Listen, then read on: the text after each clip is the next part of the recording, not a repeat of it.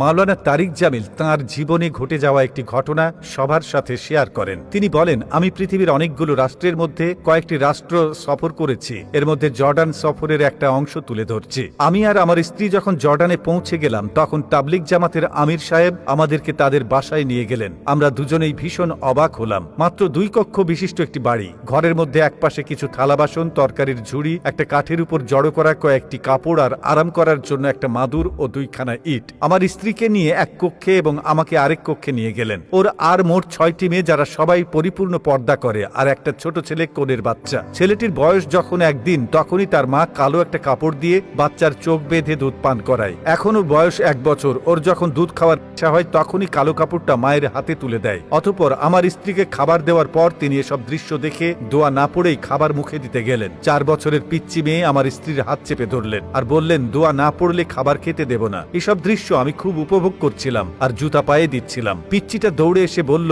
চাচা, আপনি তো বাম পায়ে জুতা আগে পায়ে দিয়েছেন, এখন খুলে আবার ভালো করে দোয়া পড়ে জুতা পায়ে দিন। আমি চিন্তায় বিভোর হয়ে গেলাম। এটা কেমন মা, যার 4 বছরের মেয়ে আমার মতো মাওলানার ভুল ধরিয়ে দেয়? আমি আমির সাহেবের সাথে রাস্তায় বের হয়ে একটা গাড়িতে উঠলাম। ড্রাইভার তাল থাকার কারণে হঠাৎ অ্যাক্সিডেন্ট করে গাড়িটি। আমার চোখের সামনেই আমির সাহেব ইন্তেকাল করেন। সবাই মিলে ধরাধরি করে নিয়ে এলাম। ওনার স্ত্রী এবং কন্যারা দেখে দোয়া পড়লেন। যেখানে আমার ইচ্ছে করছে চিৎকার করে কান্না করতে, সেখানে উনার পরিবারের কারোরই কান্নার আওয়াজ শুনতে পেলাম না। আমার স্ত্রী এসে কিছু টাকা ধরিয়ে দিয়ে বললেন, ভাবি ভাইয়ের কাফনের ব্যবস্থা করতে বলেছে দ্রুত। আমি সবকিছু এনে দেখি আমার স্ত্রী একা একা কান্না করছে। আমাকে দেখেই জড়িয়ে ধরে ভীষণ জোরে জোরে কান্না শুরু করে দিল।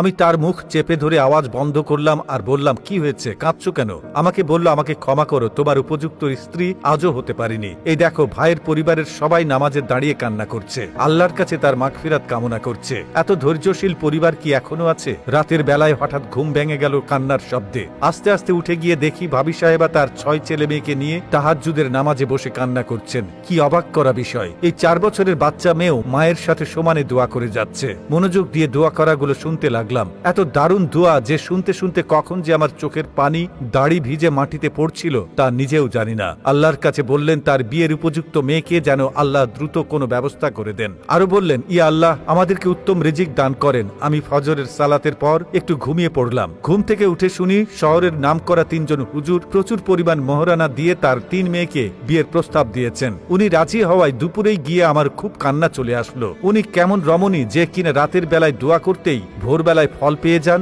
সুবহানাল্লাহ।